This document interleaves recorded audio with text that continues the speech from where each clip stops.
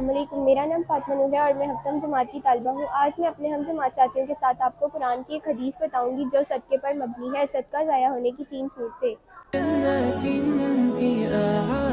एहसान जताना, किसी पर की हुई नेकी या मदद का बार बार कहना, यहाँ तक कि दूसरा शर्मिंदा हो, असल में अपने अमल की कदर को कम करना होता है। रियाकारी का मतलब है दिखावे के लिए कोई भी अच्छा काम या नेकी करना ताकि लोग आपकी तारीफ करें। इससे हमारी रमजान की नेकियां भी ज़ाया हो जाती हैं।